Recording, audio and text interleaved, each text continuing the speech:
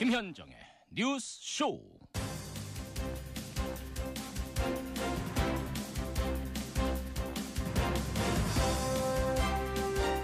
대통령을 끌어내리기 위해서 그토록 어마어마한 거짓말을 만들어내야만 했다면 탄핵의 근거가 얼마나 취약한 것인가 생각을 했다. 박근혜 대통령이 어제 한 말입니다. 애청자 여러분 안녕하십니까? 어젯밤 갑작스런 대통령 인터뷰에 온 언론이 발칵 뒤집혔습니다. 박 대통령은 억울함을 거듭 강조했지요. 그런데 희한하게도 같은 날 오전에는 최순실 씨가 특검의 강제 구인이 되는 와중에 고래고래 고함을 지르는 해프닝이 있었죠. 최순실 씨 역시 억울하다는 게 요지였습니다. 아무래도 설 민심을 움직여서 탄핵을 막아보겠다는 의도가 분명해 보입니다. 하지만 민심도 헌법재판소도 그렇게 호락호락하진 않습니다. 억울한 게 있다면 헌재건 특검이건 피하지 말고 나가십시오. 거기서 요목조목 다 밝히시길 권합니다.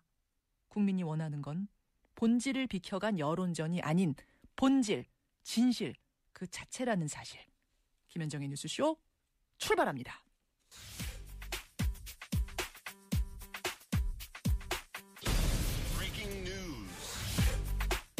김현정의 뉴스쇼가 주목한 오늘의 포인트 권민철 기자 나와 있습니다.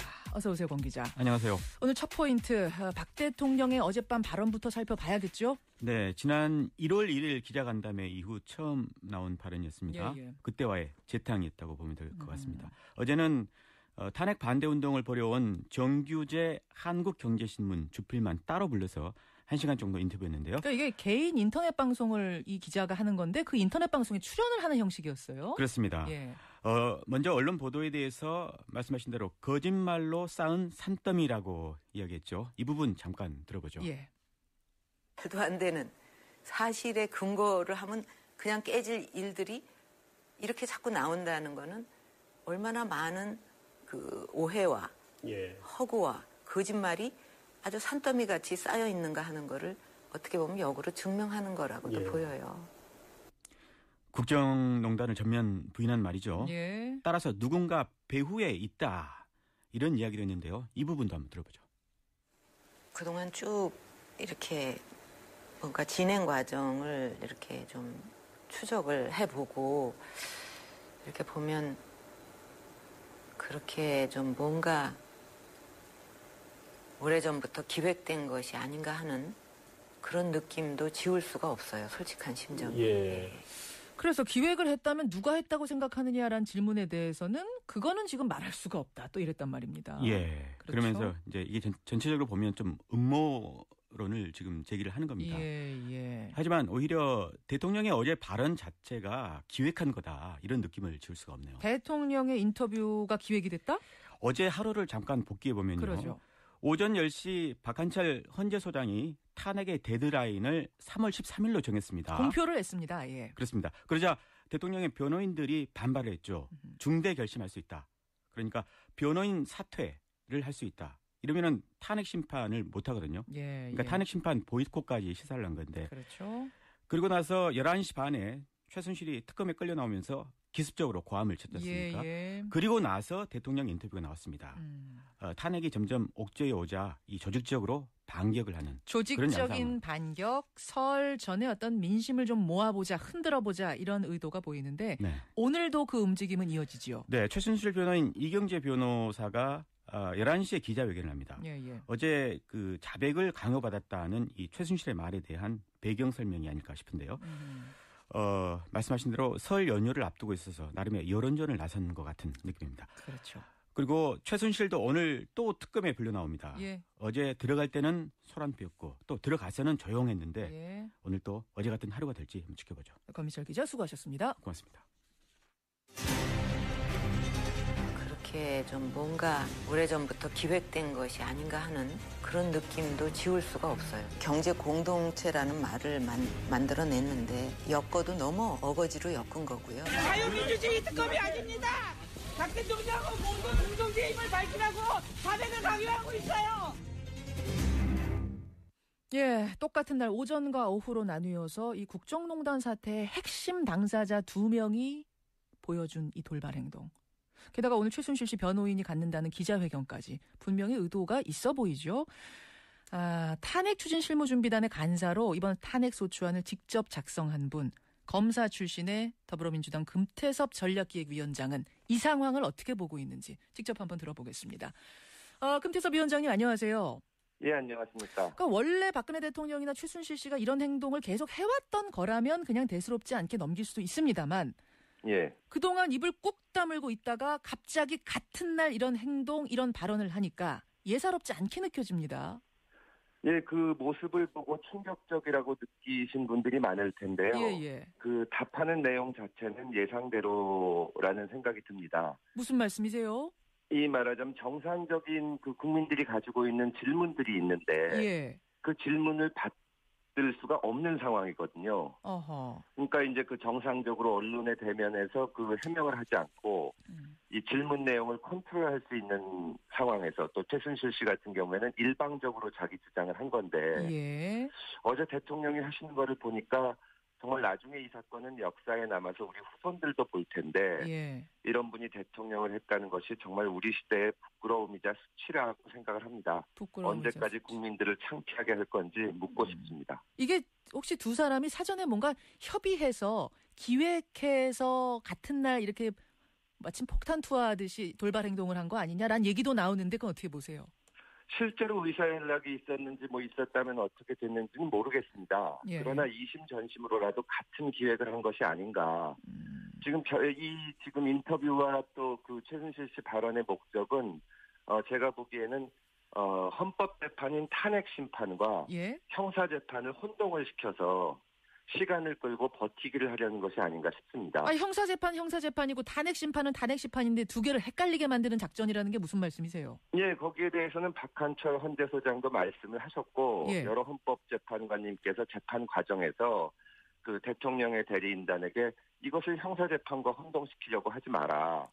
이거는 대통령이 직위를 유지할 수 있을 것인가 아니면 파면해야 될 것인가를 결정하는 이 재판이지 피고인의 권리나 피의자의 권리가 나오는 형사재판하고는 다르다고 하는데 예. 일단 최순실 씨는 그 앞에서 자유민주주의 특검이 아니다, 억울하다, 진술을 강요하고 있다 이런 식의 주장을 하고 예. 또 박근혜 대통령은 그것을 받아서 이 모든 것이 음모다, 기획이다, 억울하다 그런 주장을 하는 것은 말하자면 이 재판 자체가 본인들의 권리를 침해하고 불공정하게 가기 때문에 헌법재판도 충분한 시간을 가지고 해봐야 된다. 예. 그런 식의 주장을 하기 위한 것이 아닌가. 어제 그 대통령 대리인단도 헌법재판과 관련해서 심지어는 그 헌법재판관들과 국회 측이 서로 짜지 않았냐. 그런 얘기도 했어요. 예, 문제 제기도 했거든요. 예. 그리고 중대 결심을 하겠다. 예. 그래서 이제 사퇴를 하겠다는 이 암시를 했는데 사퇴를 하면 또 시간을 끌게 됩니다. 그렇죠. 그 명분을 쌓기 위해서 이런 일들을 하신 게 아닌가 그렇게 추측을 하고 있습니다. 자, 그럼 하나씩 좀 뜯어보겠습니다. 먼저 박근혜 대통령의 인터뷰. 내용 논하기 전에요. 저는 그 방식이 좀 특이했던 것 같아요. 무슨 말이냐면 대통령이 인터뷰합니다. 모이십시오. 혹은 누가 하겠습니까 하면은 소위 메이저 언론들이 다 달려들 텐데 예. 어제 인터뷰를 한 곳은 일반적으로 잘 알려진 언론이 아니고 인터넷 매체의 개인 방송과 인터뷰를 했어요. 잘 우리가 굉장히 정상적인 언론과 인터뷰를 했다면 김현정 앵커께서도 만약에 대통령이 저런 말씀을 하시면 당장 질문하실 거 아니겠습니까? 반론을 하겠죠. 말씀이냐? 예, 구술을 했다거나 연인이 있었다거나 이런 것은 탄핵 소추안에 한 글자도 없다. 지금 문제를 삼는 것은 그런 게 아니다. 예. 그리고 지금 대통령께서는 무슨 연설문에 표현을 다듬기 위해서 이렇게 줬다는 취지의 말씀을 하셨는데 그렇다면 그 인사가 결정되기 전에 중요한 정부 인사를 왜 미리 최순실을 줬냐.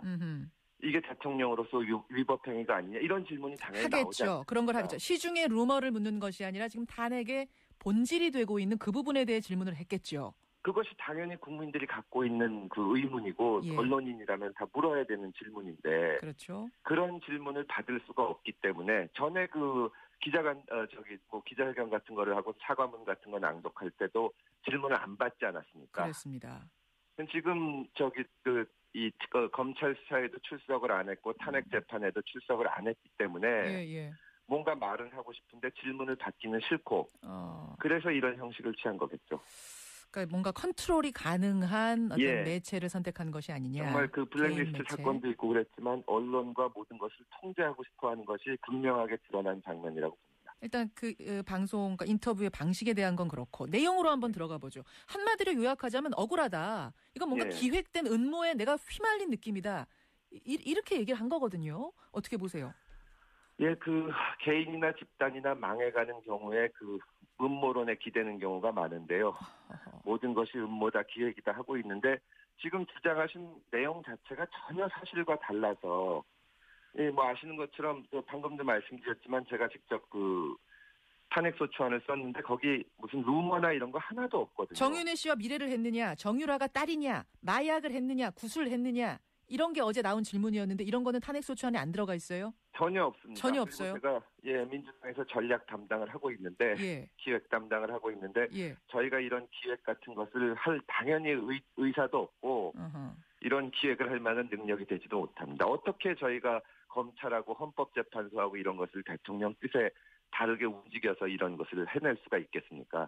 정말 사실과 다른 말씀을 하는 겁니다. 그래요. 그러니까 어제 밀회 정유라가 딸이냐 이런 것들을 묻자 대통령이 아니다. 이런 터무니없는 걸 가지고 나를 지금 탄핵으로 몰아가다니 이런 취지로 이야기가 진행이 됐는데. 여성 대통령이기 때문에 공격을 당하는 거다 이런 말씀도 하셨는데 아니 이게 박근혜 대통령이 여성이라는 것과 무슨 상관이 있습니까?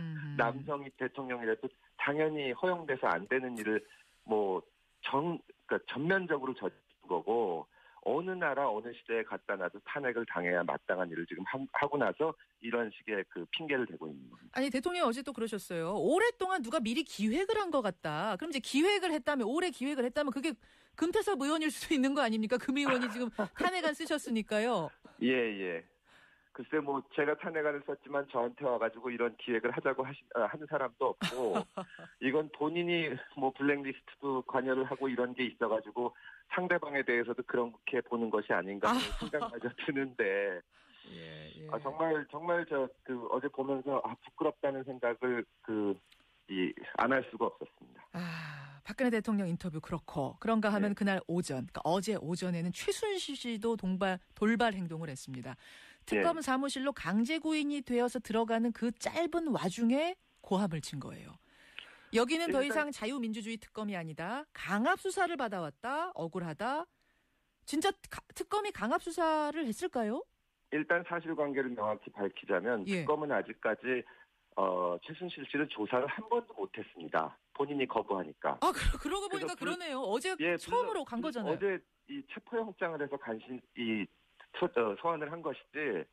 아니 데려올 수도 없는데 어떻게 강압 수사를 한 것이며 또 검찰에서 수사를 받았는데 이번에 검찰이 그 관련자들을 조사하면서 워낙 중요하고 이제 그 문제가 많이 될 사건이기 때문에 조사를 할 때마다 미리 그 현장에서 변호사하고 면담을 시켰습니다. 먼저 만나서 얘기할 수 있게? 얘기할 수 있는 기회를 두고 원하면 당연히 변호사가 앉아있기도 하고 그 과정에 아주 상세하게 적어놨고 그래요? 첫 질문이 항상 변호사하고 면담을 하셨습니까?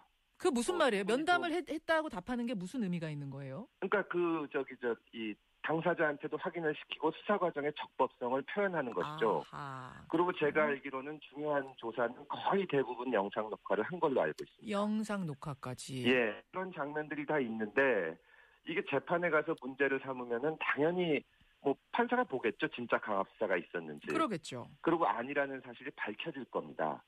근데 아까 그 박근혜 대통령이 기자들의 질문을 안 받은 것처럼 최순실 씨도 재판에서 정식으로 주장을 하면은 안 받아들여질 것을 또 알 겁니다. 뻔히 알기 때문에. 그러니까 이제 길에서 일방적인 주장을 늘어놓는 겁니다. 결국은 이제 여론전하기 위해서 지지층들 모으기 위해서 그런 거라고 봅니다.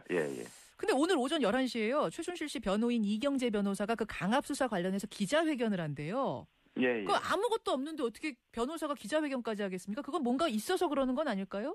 글쎄요, 아무것도 없었는데 그 헌법재판 그 대통령 대리인단이 헌법재판소랑 국회랑 짰다는 황당한 주장을 했다가 다시 그거를 철회하기도 했는데 지금 이경재 변호사께서 무슨 주장을 하시겠다는 건지 모르겠지만 어떻게 이런 사건에서 검찰이 무슨 정말 이 반체제 인사나 야당 정치인도 아니고 대통령과 관련된 사건에서 검찰이 강압 수사를 했다는 것은 정말 상식에도 어긋난 주장입니다. 그러면 지금 이제 금태섭 위원장과 제가 쭉 이야기를 하면서 느낀 게 이게 결국은 뭐 본질적인 이야기를 하지도 못하는 상황에서라도 이렇게 고함을 지른다든지 인터넷 매체와 언론을 인터뷰를 한다든지 하는 건 마치 탄핵을 앞두고 지푸라기라도 잡는 심정으로 뭔가를 좀 해보려고 했던 것이 아닌가 이렇게 보시는 거예요?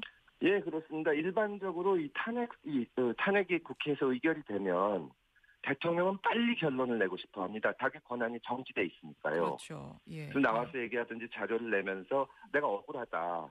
빨리 결론을 내다오. 이렇게 얘기를 할 텐데 박 대통령은 한마디도 거기에 대해서 상세한 해명을 안 하면서 시간을 끌고 있는 겁니다.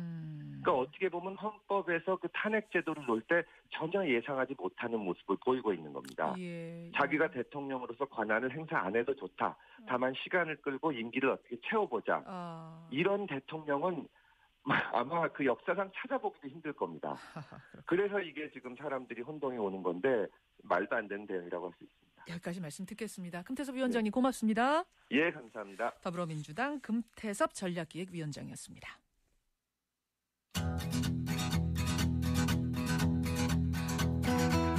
김현정의 뉴스쇼는 청취자 여러분의 참여로 이루어집니다. 트위터, 페이스북, 레인보우 게시판, 그리고 단문 50원, 장문 100원의 유료 문자 샵 1212, 우물정 1212 통해 참여하실 수 있습니다. 김현정의 뉴스쇼, 여러분과 함께 만듭니다. 김성환의 행가 시사평론가 김성환 씨 나오셨습니다. 어서 오십시오. 네, 안녕하세요. 한마디 촌평, 어제 인터뷰, 어제 돌발 행동에 대해서. 어제 최순실 씨가 그 특검에 출두할 때, 나올 때 그때 막 이렇게 소리를 쳤잖아요. 그 옆에서 청소원 하시는 분이 했던 말을 제가 참아는 못하고요. 그 말로 대신하겠습니다. 저도 이거 방송에서 할 수가 없는데 최순실 씨가 이제 특검, 민주주의 특검이 아니다. 강압수사 받았다. 막 외치니까 옆에서 청소하시던 그 노동자 아주머니께서 똑같은 말을 3번 반복하셨어요. 아주 짧게. 방송에서는 담을 수가 없는 말인데 어제 하루 종일 화제가 됐던 그 말로 대신하겠습니다. 저희 둘 다 대신하겠습니다. 행간 뭐 가지고 오셨어요? 설 명절 연휴가 사실상 시작이 됐습니다. 이번 설은 정치적으로 아주 중요한 시점에 끼어 있는데요. 이 가족 친지들과 밥상머리 토론을 아마 많이 하게 될 것 같습니다. 이 설 밥상에 어떤 이슈가 오르느냐 이것에 따라서 다음 대통령이 결정될 수도 있기 때문인데요. 그렇죠. 이 설날 밥상에 오를 이슈 제가 3가지 노래를 중심으로 한번 풀어봤습니다. 설 밥상에 오를 이슈 3가지를 노래로? 네. 오늘 행간 준비 많이 하셨는데요. 하여튼 나눌 이야기가 일단 많다는 건 분명해요. 그렇죠. 그럴 수밖에 없겠죠. 단연 박근혜 최순실 국정농단 사태가 최고 화제가 될 수밖에 없겠죠. 뭐 더군다나 화제거리를 하나 또 던져줬잖아요. 박 대통령이 보수 인터넷 TV와 탄핵 가결 이후에 첫 언론 인터뷰를 했는데 그렇죠. 최순실 사건은 오래전부터 기획된 것이다. 거짓말로 나를 엮었다. 아마 이 말들이 설날에 엄청나게 많은 얘기거리를 던져주게 될 것 같습니다. 그리고 그렇게 얘기를 좀 하라고 어제 사실은 시간을 타이밍 맞춰서 그런 것 한 같아요. 인터뷰예요. 네. 어제 특검에 체포돼서 오면서 민주주의 특검이 아니다 이렇게 고래고래 소리 지르는 최순실 씨. 이 장면도 아마 화제거리가 될 것 같습니다. 여기에 뭐 청문회 얘기, 사드 얘기, 소녀상 이야기, 뭐 취업난, 경제난, 전세난 이야기 뭐 다 합치면 한 드라마 한 10,000편 분량은 나오지 않을까요? 10,000편, 뭐 조선왕조 500년 뺨칠 것 같습니다. 제가 볼 때는. 저보다 한술 더 뜨시는데요. 노래로 풀어보는 설날의 밥상머리 이슈. 첫 번째 노래는 뭡니까? 바로 이 노래입니다. 바람이 날리며 흩날리는 벚꽃잎이 아시겠죠? 어떤 노래인지? 버스커의 벚꽃 엔딩. 저도 굉장히 좋아하는 노래인데. 1월 말 임기가 끝나는 박한철 소장이 어제 뭐라고 했습니까? 탄핵 심판을 3월 13일 전에 선고해야 한다. 그랬습니다. 이렇게 얘기했습니다. 이 말대로 3월 13일 이전에 탄핵이 인용되면 60일 내에 대선을 치러야 되겠죠? 그렇죠. 그럼 벚꽃 엔딩쯤에서 벚꽃 대선이 치러질 가능성이 높다는 겁니다. 벌써 유력한 날짜까지 나오더라고요. 4월 26일. 뭐 이렇게 콕 찍어가지고 얘기까지 나오는데요. 그렇더라고요.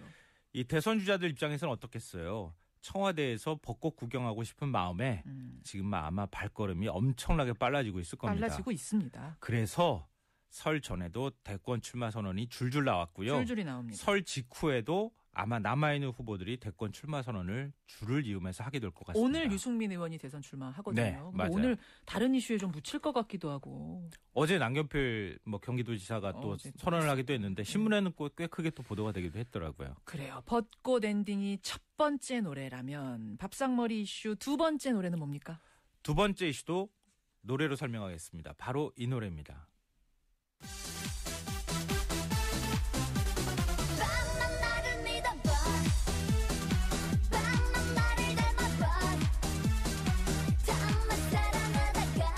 이거 이정현이 부른 반이란 노래 아니에요? 반? 네, 맞습니다.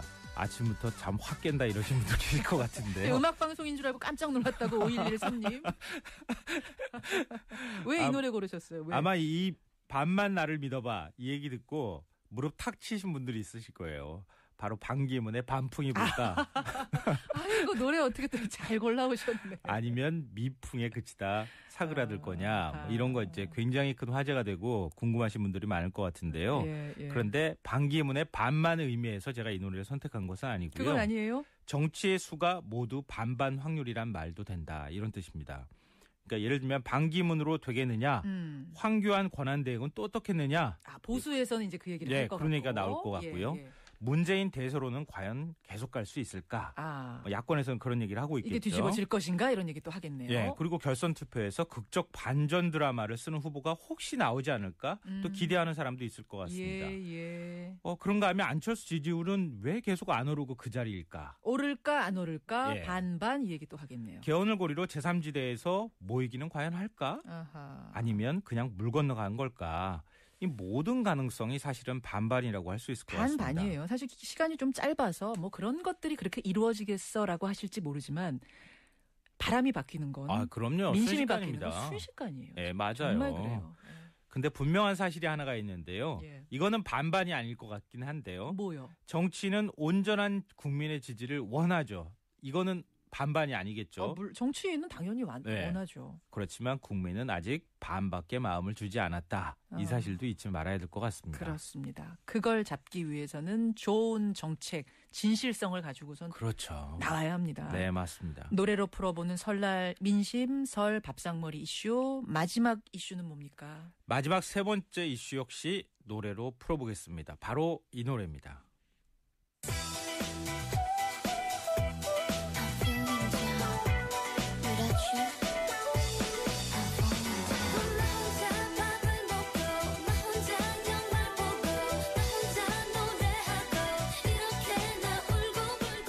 무도회장 같아요. 제가 고개가 끄덕끄덕해지는데요. 시스타의 나 혼자. 네, 나 혼자라는 노래입니다. 나 혼자로 지낼 사람들이 이번 설에는 많이 있을 것 같습니다. 누구요? 대표적인 사람이 청와대의 박근혜 대통령. 나 혼자 밥을 먹고 나 혼자 TV를 보고 가사가 오늘 애드립이 저보다 훨씬 좋으신데요. 그리고 또 하나. 나 혼자 설을 지내는 분들이 굉장히 많죠. 맞아요. 요즘 혼밥 쪽 1인 가구가 엄청나게 늘어나고 있습니다. 10가구 중 3가구가 1인 가구라고 하는데요. 이게 이제 취업난이나 경제난을 반영하는 것이기도 하고요. 또 지금 어찌 보면 모두 혼자 사는 시대 아닐까 싶은데 노년도 지금 혼자 힘들게 생활하시는 분들이 굉장히 많죠. 많습니다. 그런데 참 설날 금기어가 하나가 있어요. 금기어? 혼자 산다 이런 거 나 혼자 노래 나오니까 드리는 말씀인데 언제 결혼할 거니? 이거 조심하셔야 되고요. 이거 절대 하시면 안 됩니다. 제가 막 감정이입이 되는데요. 많이 당해보셨어요? 많이 당했죠. 저도 꽤 많이 당하던 시절이 있었습니다. 근데 이번 설은 비록 세상은 춥고 험하지만 가족 간에 상처되는 말 하지 마시고 서로 격려하고 위로하면서 즐거운 설 명절 보내시길 바랍니다. 저도 정말 그렇습니다. 조심조심하면서 서로 상처 주지 이번에 눈 온다 그러니까 좀 조심하셔야 될 것 같고요. 힘든 말 하지 말면서 보듬는 설 됐으면 좋겠다. 김성환 씨 수고 많이 하셨습니다. 네, 고맙습니다. 청취자 임정원님, 박 대통령은 언론 플레이만 할 게 아니라 특검에 직접 나와서 또 헌재에 직접 나와서 얘기를 하셔야지요. 이런 문자 들어왔는데요. 어제 박근혜 대통령의 인터뷰 여러분은 어떻게 들으셨습니까? 문자 지금 보내주시고요. 지금 2부에 권영철 선임 기자가 기다리고 있습니다. 이 인터뷰의 이모저모 더 좀 파헤쳐 보지요. 2부로 갑니다.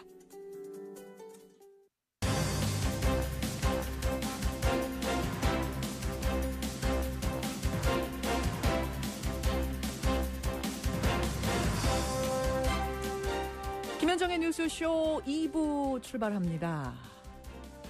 저도 몰랐고요. 권영철 선임 기자도 전혀 몰랐습니다. 박근혜 대통령이 이런 인터뷰를 했다는 사실, 밤 8시에 이게 방송이 될 거란 사실 전혀 몰랐습니다. 박근혜 대통령은 왜 이런 돌발 기자회견을 했을까요? 왜 어제였을까요? 왜 알리지 않았을까요? Y뉴스에서 이 해답을 찾아보지요. 그런가 하면 내일부터 설 연휴가 시작이 되는데요. 고향에 내려가고 싶어도, 가족을 만나고 싶어도 갈 수 없는 사람들이 꽤 많습니다. 그분들 중에 두 분, AI 농가의 한 농민과 울산의 조선소 하청업체 해고 노동자 한 분의 절절한 이야기 들어보지요. 오늘 리얼미터 이택수 대표와 함께 여론조사, 여론의 흐름도 살핍니다. 특히 박근혜 대통령 풍자 그림 논란이 떠들썩했는데 어제 저희 자체적인 여론조사 했잖아요. 뉴스쇼 여론조사. 도대체 국민들 여론조사 결과는 어떻게 나왔을지 이 따끈따끈한 결과를 가지고 지금 이택수 대표가 오고 계십니다. 발표해드리죠. 50원의 단문 100원의 장문 유료 문자입니다. 샵 1212 카톡 레인보우까지 열어놓고 출발합니다. 청취자 김혜진님, 당당하고 억울하면 당연히 특검이다. 헌재에 나와서 얘기를 하면 되는 거 아닌가요? 도대체 왜 듣도 보도 못한 방송에 나와서 항변을 하는 건지 일반적인 상식을 가진 사람으로선 이해가 안 된다. 어제 인터뷰 소감 보내달라고 말씀을 드렸더니 이 김혜진님 외에도 많은 분들이 지금 다양한 문자 보내주고 계세요. 예, 제가 틈틈이 소개를 하면서 진행을 하죠. 권영철 선임 기자, 어서 오십시오. 안녕하십니까. 사실 권영철 선임 기자가 오늘 Y뉴스로 준비한 주제는 이게 아니었는데, 네, 다른 아니었어요. 거죠. 네. 아니었는데 갑작스러운 기자회견. 권영철 선임 기자 모르셨죠? 어제 8시에 이런 거 준비돼 있는지. 예고 방송이 나오기 전에는 몰랐죠. 예, 전혀 몰랐는데 문제는 사실 저는 이게 이제 1월 1일 날 기자 간담회를 하고 나서 청와대가 설 전에 뭘 할 거다는 얘기가 많았잖아요. 많았어요. 근데 제가 청와대 핵심 관계자에게 물어보니까 기자 간담회나 기자회견을 하지 않을 거다. 그런 추측은 기자들이 그냥 쓰는 얘기다. 이런 얘기를 들었거든요. 그래서 없구나라고 생각을 했는데 이제 갑자기 튀어나온 거예요. 튀어나온 겁니다. 그래서 제가 청와대 핵심 관계자들에게 확인을 해보니까 솔직히 나도 몰랐다. 이런 답을 들었어요. 잠깐만요. 아니 권영철 선임 기자나 저만 몰랐던 게 아니라 청와대 내부인도 몰랐다고요? 물론 지금 청와대 비서진이 권한 대행을 보좌하는 것이지 직무 정지된 대통령을 보좌하는 것은 아닌데. 물론 뭐 공식적으로는 그렇습니다만 대통령이 언론하고 이례적인 인터뷰를 하는데 그걸 내부가 몰랐다? 그렇죠. 야, 참 진짜 돌발적인 기자회견이 분명하네요. 갑작스럽게. 네. 그렇다면 박근혜 대통령은 왜 설을 앞두고 직전에 이런 돌발적인 갑작스런 기자회견을 했을까요? 왜? 첫 번째는 이대로는 쫓겨날 수 없다. 이걸 겁니다. 이대로는 쫓겨날 수 없다. 헌법재판소 박한철 소장이 3월 13일 이전에 탄핵 심판 결론을 내려야 한다는 얘기를 했잖아요. 그게 이제 어제 오전 10시에 나온 얘기입니다. 네. 대통령으로서는 이대로 있다가는 그냥 탄핵 심판 인용이 되면서 대통령직에서 파면되게 된다는 위기감을 느꼈을 겁니다. 이미 그러니까 헌재의 분위기를 느낀 거예요. 탄핵 쪽으로 가고 있다는. 그래서 어제 뭐 중앙일보 고소하고 최순실 뭐 특검에 끌려 나오면서 민주특검 아니다 소리 지르고 뭐 또 그리고 오늘 11시에는 또 뭐 이경재 변호사가 기자회견 하겠다 그러고 뭐 이런 또 헌재 피청구인 측 대리인단은 중대 결단할 수 있다는 얘기가 나오고 사퇴할 수도 있다 얘기 나오고. 네, 뭐 그런 것들이 아마 다 이대로 쫓겨날 수는 없다. 그 이유일 때문일 것 같고요. 두 번째는 제발 구속은 면하게 해달라라는 막바지 저항이 아닌가. 아니, 그러니까 이대로 쫓겨날 수 없다는 거는 이해가 되는데 제발 구속은 면하게 해달라? 아니, 어제 인터뷰가 그게 무슨 연관이 있어요? 청와대 관계자가 이런 얘기를 한 적이 있습니다. 어떻게 하건 특검은 넘겨야 한다. 이 말은 특검이 종료되기 이전에 탄핵이 인용돼서 특검에 의해 구속되는 일은 피해야 한다. 이런 얘기거든요. 그러니까 대통령 신분이면은 구속시킬 수가 없잖아요. 그렇죠. 예, 형사소추 안 되니까요. 그렇죠. 근데 탄핵이 만약 그 전에 결론이 나버리면은 자연인이 되고 그럼 얼마든지 구속이 될 수 있게 되니까. 구속영장을 청구해서 구속영장이 발부될 수도 있는 거죠. 그건 피해야 된다. 그래서 특검의 구속을 피하려면은 탄핵 인용이 최소한 2월 15일 이후에 이루어지도록 해야 됩니다. 특검이 끝나고. 그러니까 박한철 소장 재임 기간 중에 이 탄핵이 인용되면은 한 달간이 남기 때문에 구속될 수가 있었는데 그래서 그거는 일단 지나야 한다. 특검 이제 박영수 특검은 혼란은 짧을수록 좋다는 입장을 여러 차례 밝히는 걸로 들었거든요. 그랬었죠. 그 얘기는 수사기간 연장은 하지 않겠다는 얘기거든요. 네. 이제 그래서 2월 15일 이전까지는 일단은 수사가 안 되도록 해야 된다. 탄핵 인용이 안 되도록 해야 한다. 요거 아닌가라고 보이고요. 세 번째는 혹시나 하는 반전을 기대하는 건 아닌가. 혹시나 하는 반전을 기대하는 어떤 그러니까 몸부림. 처음에는 구속을 면하자는 거였는데 여론의 추이가 어떻게 뭐 여론을 파악하는지 모르지만은 박 대통령의 말 중에 촛불 시위의 2배도 넘을 정도로 많은 분들이 참여하신다고 들었다. 어제 이제 인터뷰 중에 이런 얘기를 했어요. 이게 사실관계가 확실합니까? 촛불 시위의 2배도 넘을 정도로 많은 분들이 탄핵 반대 집회, 이른바 태극기 집회에 참여한다. 사실관계가 제대로 뭐 좀 오도하는 건데요. 어쨌건 이게 박 대통령의 인식의 문제이기도 하지만 누군가 여전히 왜곡된 정보를 전달하고 있는 게 아닌가 하는 판단을 할 수 있죠. 박 대통령한테.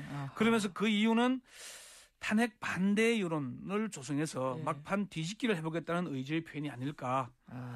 박 대통령이 말로는 국가와 민족을 위해서 살아왔고 앞으로도 살아갈 것이라고 하면서 하는 일은 국론을 분열시키고 대통령으로서의 마지막 품위마저 팽개치는 게 아닌가 하는 우려가 나옵니다. 사실 김현정 앵커가 인터뷰를 많이 하잖아요. 좀 많이 하죠. 근데 인터뷰이에게 이렇게 정답을 알려주는 질문을 하십니까? 사실은 제가 궁금한 게 많았어요. 제가 만약 그 자리에서 인터뷰를 했다면 물어야 할 질문 1, 2, 3, 4 쭉 머리에 떠오르는데 어제 그 1, 2, 3, 4는 다 빼고 나오더군요. 예, 궁금한 것은 빼고 대통령의 답을 알려주는 인터뷰를 했잖아요. 그러게요. 뭐 반론도 없고 좀 그랬습니다. 김상훈님 청취자는 듣다가 졸 뻔했습니다. 너무 뻔히 보여서 졸 뻔했다고 하셨는데 그러시면 안 되죠. 이 중요한 인터뷰를. 그래요. 예, 여러분의 의견 좀 보내주시고 오늘 와이뉴스 원래 준비했던 와이뉴스는 청와대 관련된 건 관련된 건데 다른 거였어요.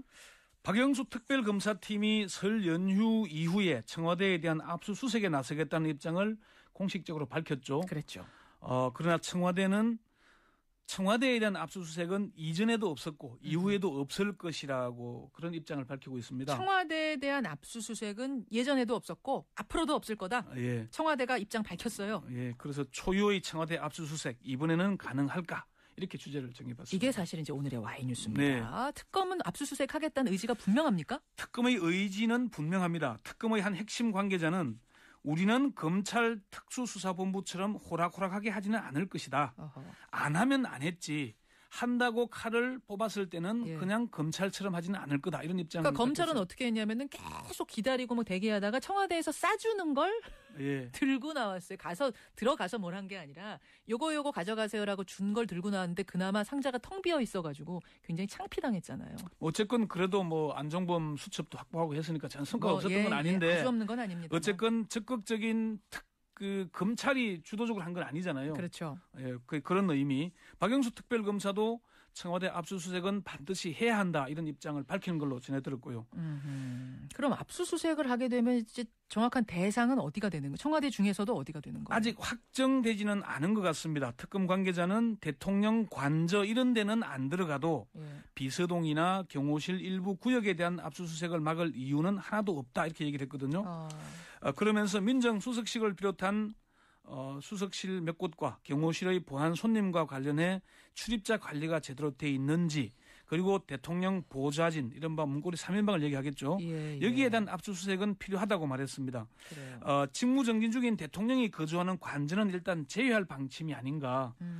세월호 7시간을 밝히려면 해야 되겠지만은 직무정지돼서 관저에만 머무르는데 그곳을 압수수색할 경우에는 또 뭐 그거 하나 정도 배려해 주는 거군요. 그러니까 일종의 배려 차원 아닌가 그런 얘기죠. 근데 청와대는 아까 말씀하신 것처럼 압수수색 받아들이지 않을 거다. 앞으로도 없을 거다라고 분명히 말했으니 청와대가 이렇게 막으면 못 하는 거 아닙니까?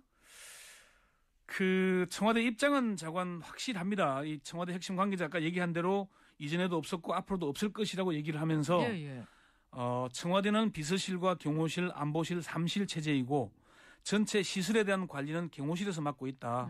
경호실에서 압수수색을 허용하지 않을 것이다 얘기를 했어요. 아무리 법리를 근거로 제시해도 이론상 가능할지는 모르겠지만은 현실에서는 가능하지 않다.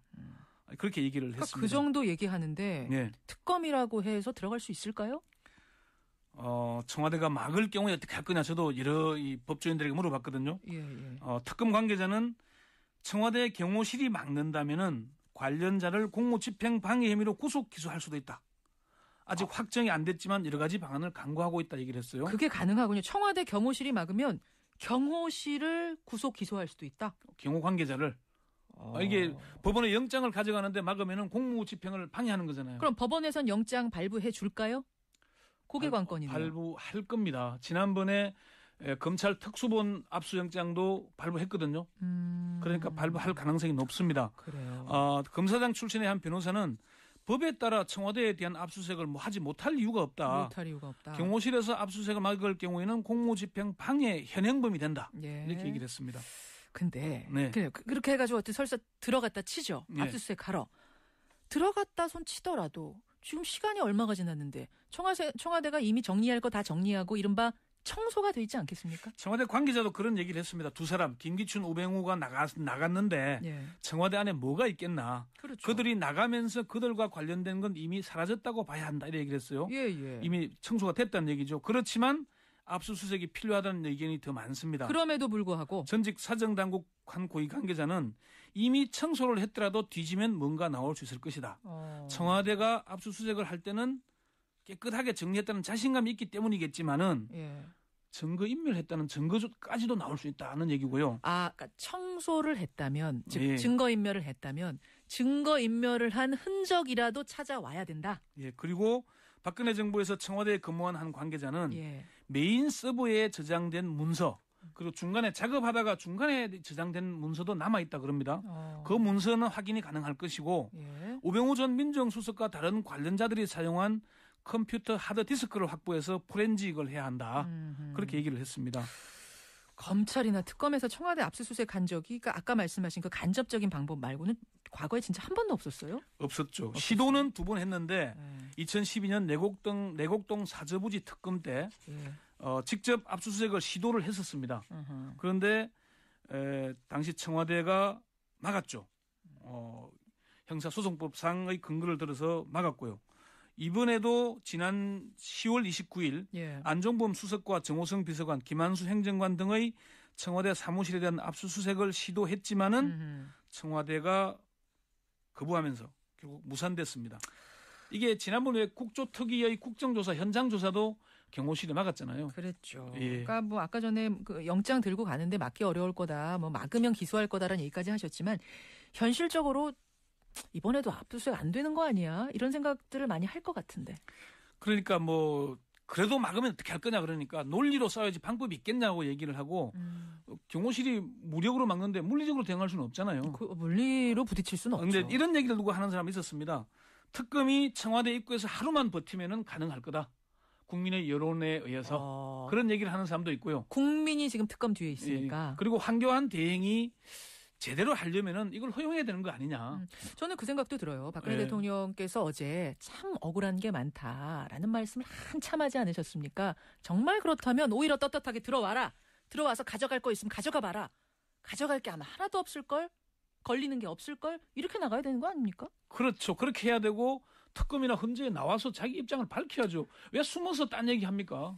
그렇습니다. 여러분들도 비슷한 생각 하시네요. 김성우님, 이현우님 많이들 보내주시는데 이현우님은 설 민심이 오히려 확실해진 것 같습니다. 박근혜 대통령 인터뷰 때문에 탄핵 인용 목소리가 더 커질 것 같다 하셨고 4490님은 그 최순실 또 박근혜 대통령 변호인단에서 이런 언론 플레이를 전략으로 내세우고 있는 건 아니냐 이런 문자도 주셨어요. 반면에 대통령 옹호하는 문자 김성우님은 기존의 언론들이 전부 너무 편파적이니까 인터넷 방송에 나온 거 아니겠느냐 또 이런 문자도 보내주신 분 계세요. 하지만 대부분은 어제 인터뷰에 대해서 그닥 호의적인 문자는 오지 않네요. 여러분의 의견 고맙습니다. 권영철 선임 기자 수고하셨어요. 네, 이게 또 결국 자충수가 될 겁니다.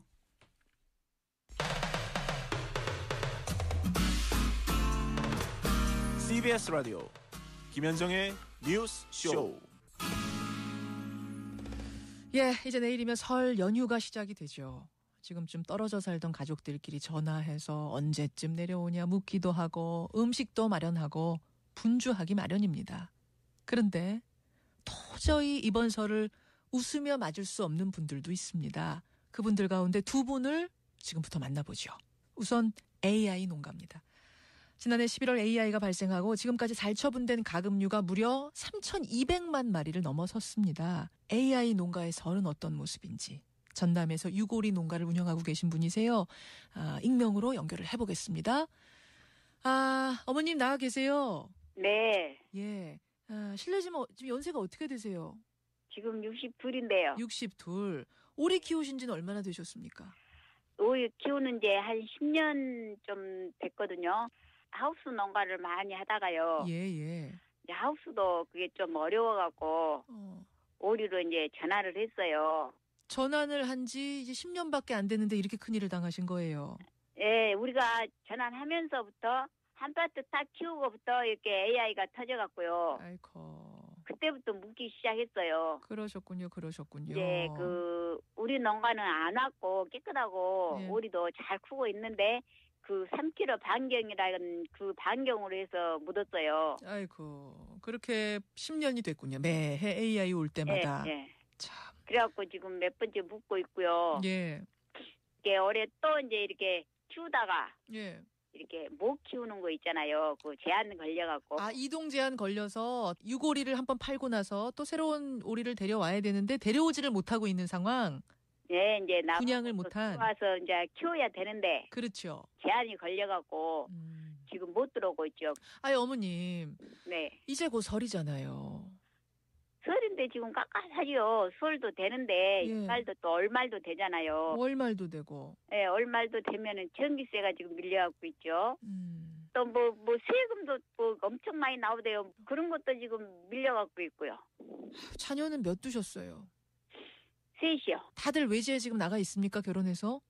네, 둘은 이제 결혼해서 나가고 있고 큰아들은 이제 그래도 엄마 아빠 더운다고 이제 여기서 농사를 짓고 있는데요. 농사 짓고 있고. 이제 오리가 이렇게 저희가 되다 보니까 예.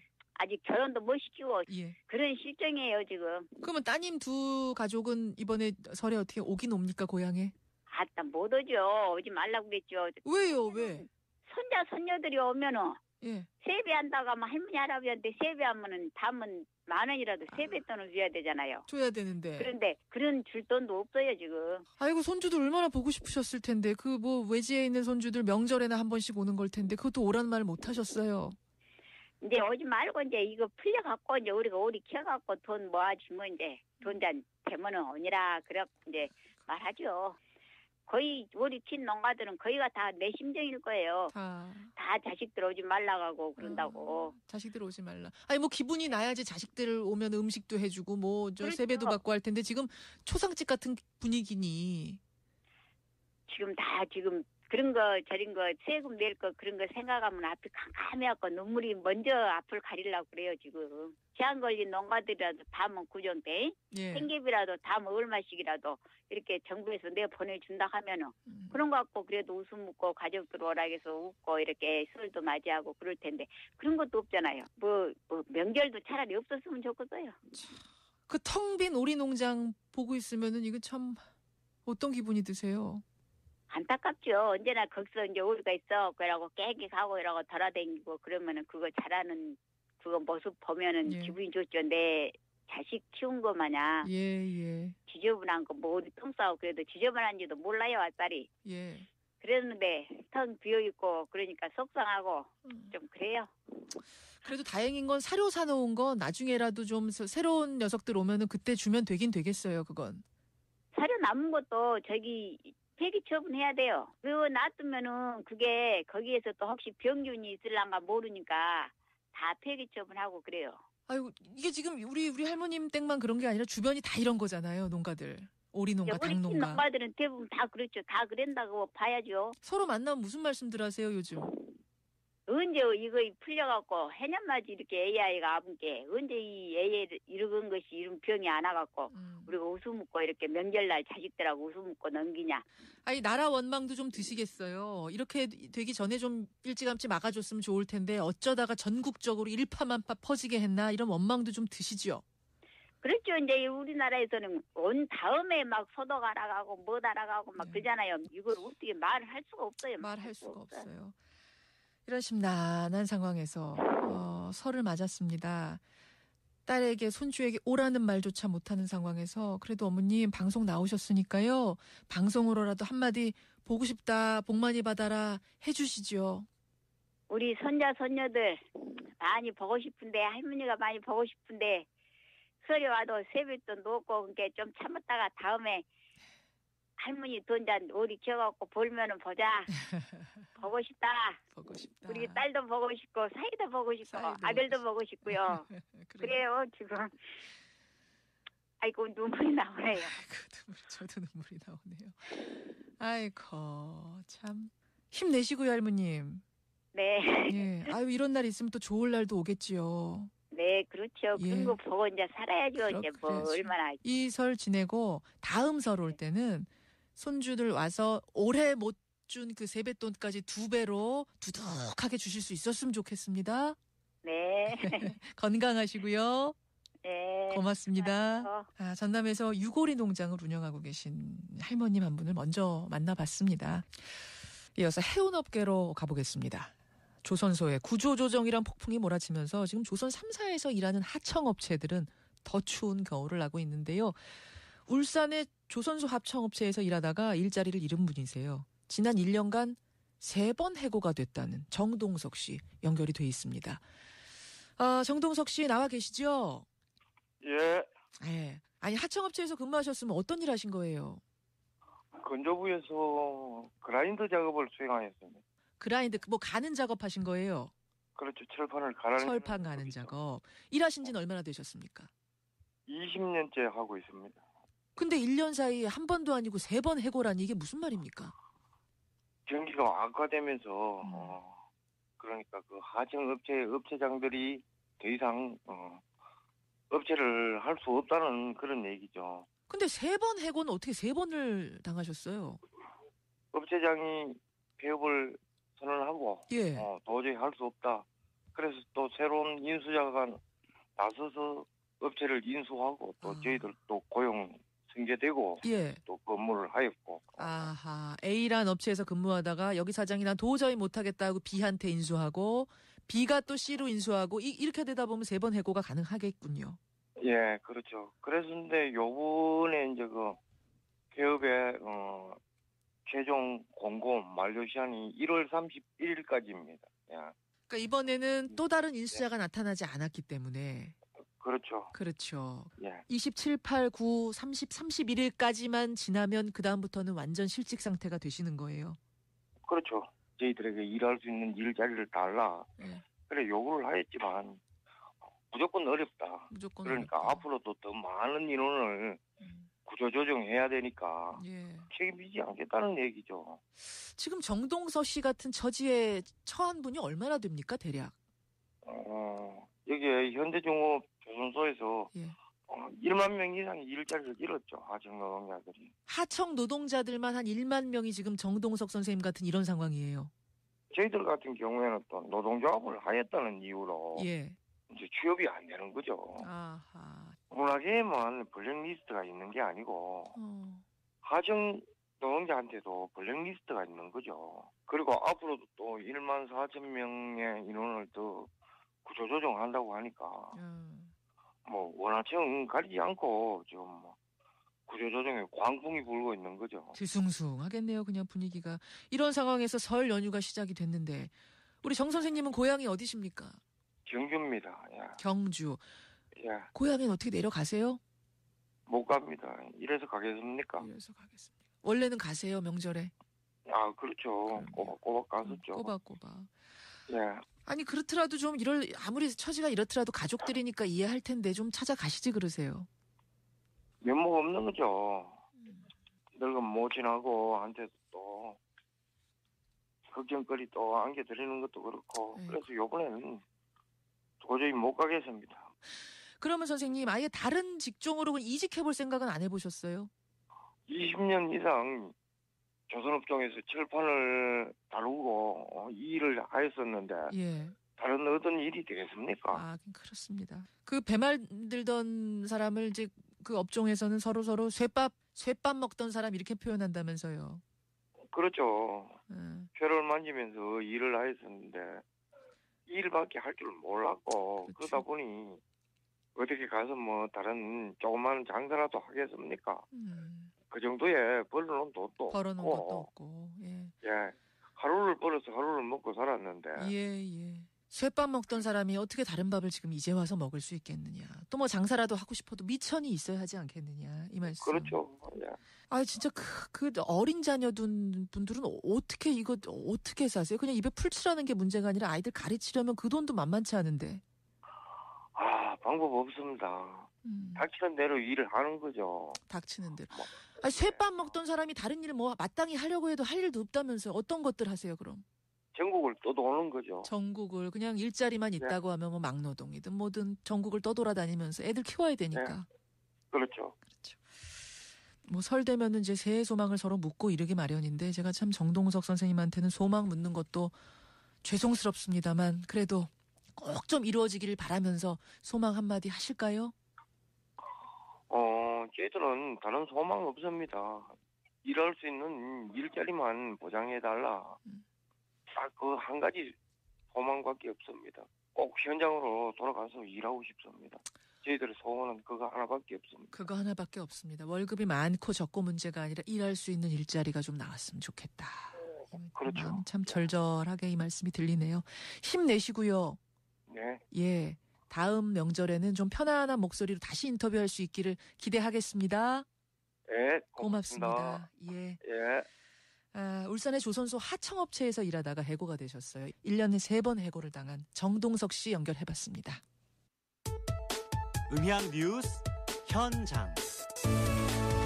예, 이제 본격적인 설 연휴가 시작이 되고 민족의 대이동이 이루어지죠. 그런데 이런 명절이면 오히려 더 바쁜 분들 계십니다. 바로 고속버스 기사님들. 어떻게 명절에 한번 제대로 쉬어본 적이나 있을까요, 이분들? 터미널의 고속버스 기사들 함께 만나러 가보시죠.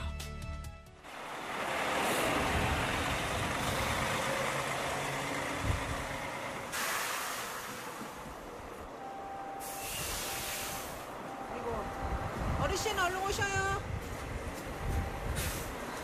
16번 좌석입니다. 17번 좌석입니다. 명절이 더 오면은 불안하고 고통스러워. 명절이 평상시 일하는 것보다 더 많이 하잖아요. 일을 빨리 다녀야 되고 자주 다녀야 되고 잠도 못 자고 일을 해요. 사실 정말 힘듭니다. 사실 저희한테 명절이라는 기분은 차 막히는구나 이런 거지. 딱히 뭐 그렇게 즐겁진 않습니다.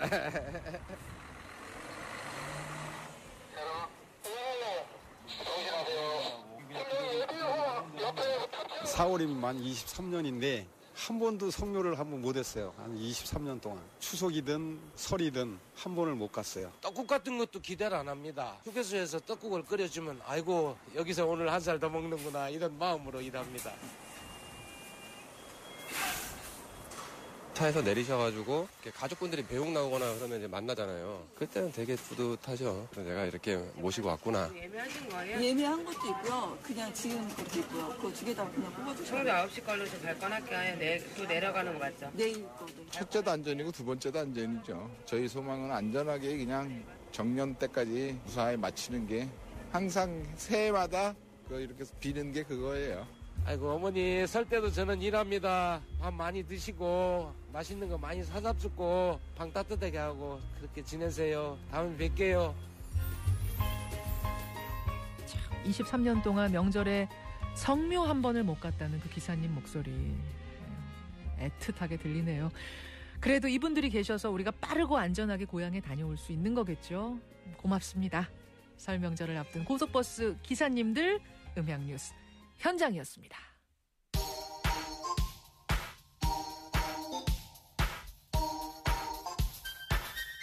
김현정의 뉴스쇼 CBS 라디오와 함께하고 계십니다. 저는 퇴근길 시사자키 정관용입니다. 9757님 덤프차 운전하는데요. 목이 메어서 눈물이 나오려는 걸 꾹 참고 운전합니다 하면서 조금 전에 그 해고 노동자들 또 AI 농가 인터뷰 들으시고 문자 주셨어요. 여기 눈물 나서 화장 못하는 분 한 분 더 계시네요. 윤찌니맘님 출근 준비하는데 화장을 못하겠어요. 눈물이 나서 힘내십시오라는 말 꼭 그분들한테 전해달라 하셨습니다. 그런가 하면 그 인터뷰 들으시고가 아니라 박근혜 대통령의 인터뷰를 어제 들으시고 문지수님 아침 먹으면서 라디오 듣고 있는데요. 저희 고1 아들이 이런 말을 툭 던지네요. 아니, 박근혜 대통령의 어제 그 돌발 인터뷰를 청와대 관계자도 몰랐다라고 하면 뻔하다 엄마. 최순실이 또 시킨 거네요. 아침 먹다 아들 얘기 듣고 웃겨서 문자 보내봅니다 하셨고요. 이강호님, 근데 그 인터뷰가 알맹이 없이 그저 소문만 가지고 호소하는 인터뷰라면 이게 어떻게 대통령 인터뷰라는 건지 좀 이분은 개탄스러우셨다 그러셨어요. 6745님도 이게 나라냐라는 생각이 들었다. 좀 대통령이 이기적인 생각만 하는 게 아니냐. 국격은 누가 떨어뜨리는 것이냐. 이런 날카로운 문자들. 1212님은 그렇게 억울하시면 정식으로 공중파 생방송에서 입장을 좀 밝히고 문답, 질의응답을 생으로 좀 하시면 어떻겠느냐. 이런 문자들을 많이 보내주십니다. 이택수 대표님 어서 오세요. 네, 안녕하세요. 그러니까 여론조사는 연휴 기간에도 계속 하시죠? 설 기간에도.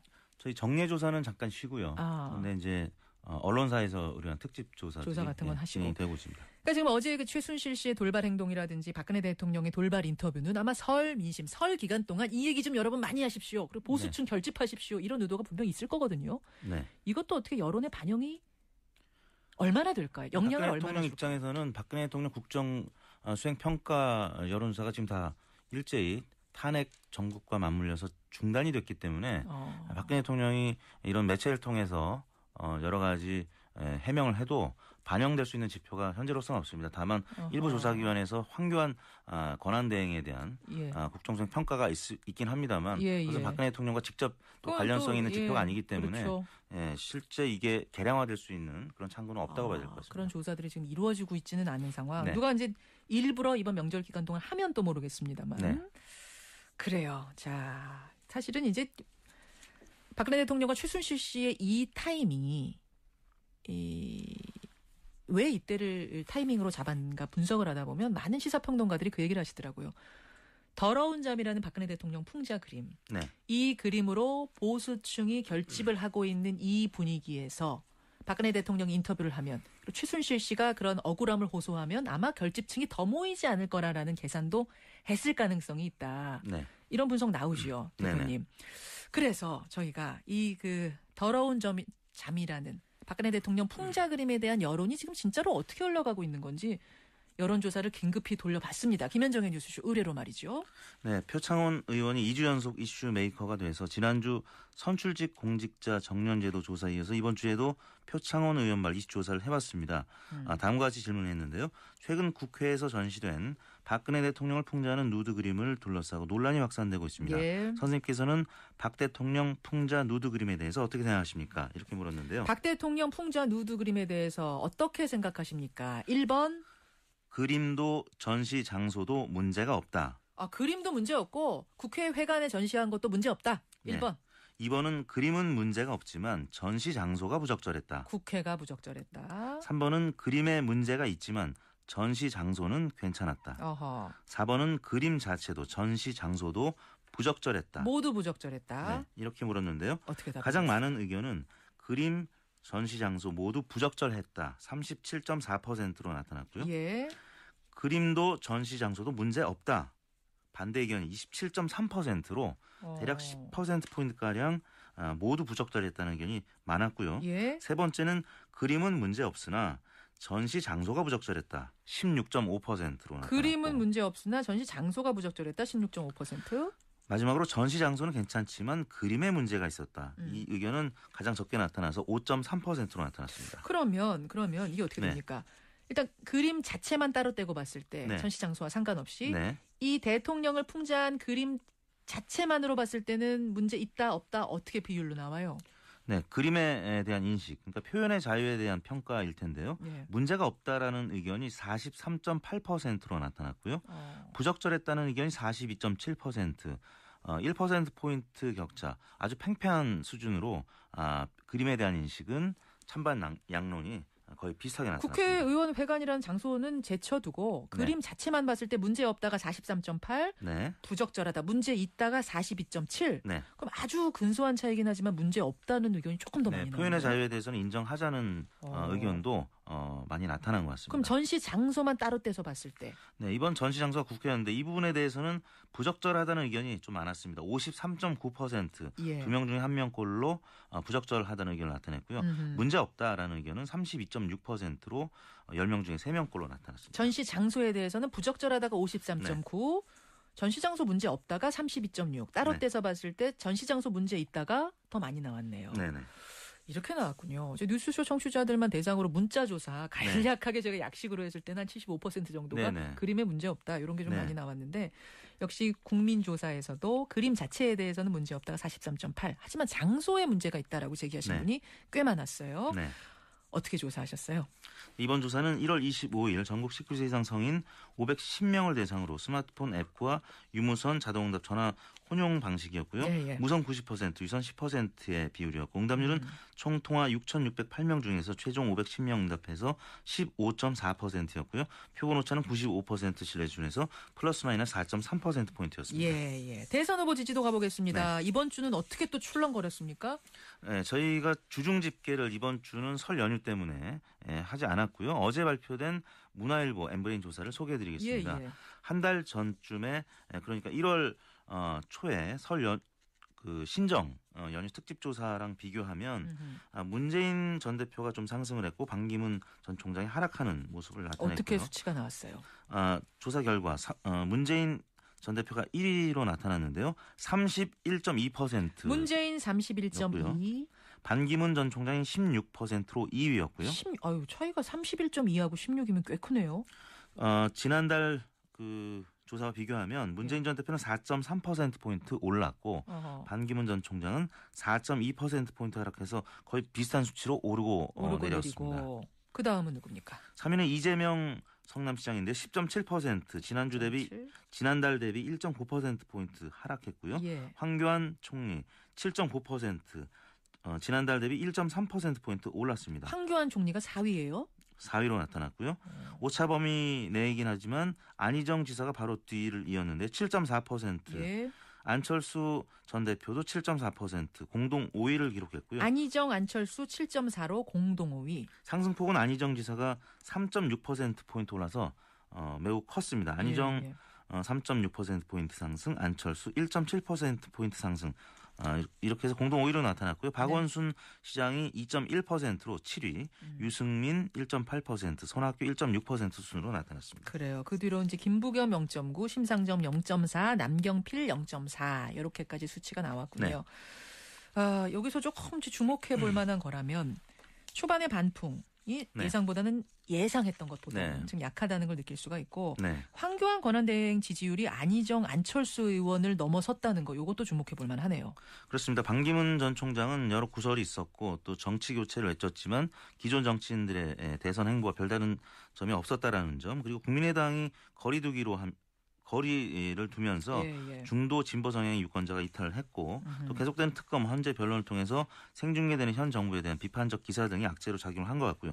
황교안 권한대행은 신년 기자회견을 했죠. 그래서 이 2위권 후보들 이하 후보들의 중에서는 가장 언론 보도량이 많았습니다. 며칠 전에 했으니까 기자회견 같은 거에서 언론에 노출이 많이 되면 그날 사실 여론조사에 영향 주죠. 언론 노출량만으로 보면 3위를 차지했거든요. 그러다 보니까 전체 순위에서도 4위로 지지율이 상승한 것으로 나타났습니다. 그렇다면 흥미로운 양자 대결로 가보겠습니다. 양자로 붙여보면 어떻게 나올 것인가. 먼저 문재인 대 반기문 어떤가요? 역시 격차가 컸습니다. 문재인 55.6, 반기문 32.3, 격차가 23.3%로 매우 크게 나타났고요. 문재인 대 안철수 붙이면요? 문재인 50.3, 안철수 32.5. 조금 전보다는 격차가 줄어서 17.8%포인트의 격차를 나타냈습니다. 이렇게 한번 붙여보죠. 반기문 대 이재명. 이런 구도도 조사해 보셨어요? 이재명 51.6, 반기문 33.5, 역시 18.1%포인트의 격차로 문재인 안철수의 격차 비슷한 수준으로 나타났습니다. 야권의 2위 주자가 지금 이재명 시장인데 이재명 대 반기문을 붙여도 이재명이 51.6, 반기문 33.5 이 정도 차이가 나는군요. 안희정 지사가 출마해도 똑같이 52.5 대 31.3, 21.2%포인트 격차로 반기문 전 총장이 모두 열세로 나타났습니다. 요 조사가 요게 흥미로운데 한 사람을 놓고 호감도 조사를 해보셨어요. 지금 1위 후보 문재인, 2위 후보 반기문인데 문재인이라는 인물을 하나 놓고 호감이냐 비호감이냐 어떻게 나왔습니까? 문재인 호감도 46.7, 비호감도 46.5. 거의 동률로 나타났는데요. 호감과 비호감이 차이가 0.2밖에 안 나요? 네. 원래 이제 호감도가 높은 후보가 비호감도도 비례해서 높게 나타나기 마련인데 관심의 대상인 반기문 전 총장의 호감도를 보면 예? 반기문 호감도는 33.5, 비호감도가 60.4, 거의 2배가량 비호감도가 높게 나타났습니다. 호감이 33.5인데 비호감이 60.4. 네. 문재인 전 대표는 46.7, 46.5. 호감과 비호감이 팽팽. 네. 그러니까 확장성의 문제가 있을 수 있다는 얘기인데요. 반 전 총장은 동생 문제 또 조카 문제 등이 최근 들어서 비호감도를 높인 요인이 아닌가 싶습니다. 그래요. 예, 이렇게 결과가 나왔군요. 정당 지지도는 큰 변화가 있어요, 없어요? 지난주하고. 여전히 민주당이 강세인데요. 지난달 조사에 비하면 40.3%로 지난달 대비 3%포인트가량 높게 나타났고요. 국민의당이 14.8%로 2위, 새누리당이 12%, 바른정당이 10.4%로 오차 범위 내에서 국민의당, 새누리당, 바른정당이 팽팽한 것으로 나타났습니다. 예, 조사 어떻게 하셨습니까? 이번 조사는 문화일보가 N브레인에 의뢰해서 1월 23일부터 24일까지 이틀 동안 전국 만 19세 이상 유권자 1000명을 대상으로 유무선 전화 면접 방식으로 조사했고요. 응답률은 10.9%, 표본오차는 95% 신뢰 수준에서 플러스 마이너스 3.1%포인트였고요. 자세한 내용은 중앙선거 여론조사 공정심의위원회 홈페이지를 참조하시면 되겠습니다. 네, 지금 많은 분들이 문자 주고 계시는데 2458님은 새해에는 이택수 대표께서 숨을 쉬시면서 이 조사 결과 응답률 소개를 할 수 있는 환경이 됐으면 좋겠다. 항상 저희가 시간에 쫓겨가지고 숨을 못 쉬고 하시는데 오늘도 마지막까지 숨 잘 못 쉬고 하셨어요. 새해 복 많이 받으시고요. 네, 이제 우리는 설 명절 지나고 다음 주에 또 어떻게 여론이 꿈틀대는지 그 생생한 결과 가지고 와주세요. 알겠습니다. 고맙습니다. 리얼미터 이택수 대표였습니다.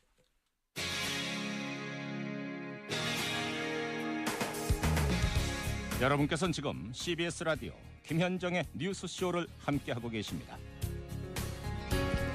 내일이면 설 명절이 시작되는데요. 어떻게 설빔 준비는 하셨습니까? 참 이 명절에만 이벤트처럼 입던 한복이 이제는 인사동만 나가봐도 고궁만 나가봐도 입고 즐기는 젊은이들이 꽤 많죠. 그런데요. 이 한복 유행이 불기 한참 전부터 한복을 입고 전 세계를 누빈 한복 여행가가 있습니다. 예. 한복 여행가 굉장히 생소한데요. 지금까지 전 세계 11개국 35개 도시를 한복을 입고 여행을 한 한복 여행가 권미루 씨 오늘 화제 인터뷰에서 직접 만나보겠습니다. 권미루 씨 안녕하세요. 네, 안녕하세요. 한복 여행가 제가 이렇게 소개를 했는데 네. 한복 여행가가 뭡니까? 네, 한복을 입고 여행을 다니는 것뿐만 아니라 다양한 사람들한테 한복의 아름다움과 한복을 입는 즐거움을 알리는 사람을 지칭하는 말인데요. 제가 한번 만들어봤습니다. 처음 만드신 거예요, 권미루 씨가? 네. 어디 다니신 겁니까? 11개국이라고 하면. 네, 지금 미국도 갔다 왔고 또 일본, 몽골, 네팔, 네, 꽤 많이 다녔네요. 한복이라고 하면 사실 활동하기가 좀 불편한 것 아닙니까? 여행 가기엔 불편한 거 아니에요? 제가 2013년도에 본격적으로 한복을 많이 입고 활동을 시작을 했는데요. 그 전에는 명절 때만 한복을 입었거든요. 그렇죠. 네, 그러다가 경복궁에 사람들이랑 같이 놀러 가고 여름에 여행을 갔고 활동을 통해서 제가 좀 편하게 입을 수 있는 한복을 찾아보게 됐던 것 같아요. 그러니까 우리가 행사 돌잔치니 환갑잔치에 입는 그 땅에 끌리는 그런 한복은 아니고 개량 한복, 편안한 한복이군요. 개량 한복이라기보다는 전통 한복이라고 많이 알고 계시는 그런 한복 형태가 있잖아요. 거기에서 치마 길이만 조금 짧게 조정을 해도 굉장히 편하게 입을 수 있었거든요. 완전히 개량식으로 바꾼 건 아니고 전통 한복의 틀을 유지하되 치마 길이 같은 것만 조금 올리는 선? 네, 왜냐하면 전통이라고 해서 굉장히 긴 어떤 의뢰용 한복. 그러니까 되게 긴 길이는 아무래도 땅에 끌리잖아요. 그렇죠. 양반 같은 경우에는 세탁을 하거나 깨끗하게 할 수 있는 방법이 많지만 서민들은 어떻게 한복을 입었을까를 생각을 해봤거든요. 이제 그러면 당연히 한복 길이가 조절이 될 수밖에 없는 부분이 있더라고요. 그러네요. 지금 말씀 듣고 보니까 진짜 옛날에 서민들은 그거 입고선 산 넘고 물 건너 다 다닌 거잖아요. 생각해 보니까. 맞아요. 네, 그걸로 아기도 보고 빨래터에 가서 빨래도 하고 그렇죠. 그랬잖아요. 그러네요. 그래서 짧은 길이 치마로도 굉장히 편하게 한복의 느낌을 충분히 제가 느낄 수 있었고 여행 가서도 당연히 한복이 그렇게 불편하지 않았던 것 같아요. 그렇군요. 저 권미루 씨 혹시 그러면은 뭐 한복 연구가라든지 한복 디자이너라든지 그런 쪽 일을 하시는 거예요? 그렇지는 않아요. 저는 대학에서 진로와 취업 관련된 컨설팅, 진로 컨설팅을 하고 있는 컨설턴트로 일을 하고 있어요. 그러면 전혀 한복 의상하고는 전혀 상관없으신 분이네요. 네, 그렇죠. 근데 처음에 어떻게 2013년에 한복을 입고 여행 다니면서 사진도 찍어 올리고 이런 활동을 할 생각을 하셨어요? 네, 제가 그때 속해 있던 그 동아리에서 장롱에 있는 한복만 그냥 쳐다만 보지 말고 한복 입자 그렇게 얘기가 나와서 그럼 우리 경복궁에서 이제 만나서 게임도 하고 사진도 찍고 한번 놀아보자라고 얘기가 모이게 돼요. 그래서 당일날 200명이 넘는 인원이 모인 거예요. 와, 집에 장롱에 묵혀있던 그 한복 꺼내 입고 다들 나왔어요. 네, 사람들이 다 모두 한복을 입고 싶어 하는구나. 그럼 한복을 입으면 되지 뭐. 입으면 되지 뭐. 네, 쓸 거 뭐 있어 이런 생각이 들더라고요. 그래서 바로 가서 한복을 한 벌 맞춰서 본격적인 활동을 시작했죠. 그렇군요. 그렇게 해서 한복을 입기 시작하고 여행지에서 한복 입고 예쁘게 찍은 사진들을 또 블로그에 올리기 시작하고 이게 입소문을 타면서 유명해지시고. 그렇게 한복 입고 여행하다 보면은 뭐 재밌는 에피소드도 많겠는데요. 이제 작년에 베트남에 갔었는데요. 제가 하노이 좀 북쪽 지방의 사파라고 하는 지역이 있어요. 거기서 이제 한복을 입고 트레킹을 하고 흐멍족이라고 하는 소수민족 그 마을에 가서 홈스테이를 했거든요. 그런데 거기 있는 중학교 2학년 나이에 그 여학생이 있었거든요. 그 친구가 한복을 알더라고요. 정확하게 옷 이름까지 한복이라고? 네, 그래서 저도 놀라가지고 어떻게 한복을 알게 되었어요? 라고 물어봤더니 TV에 많이 나와요. 이렇게.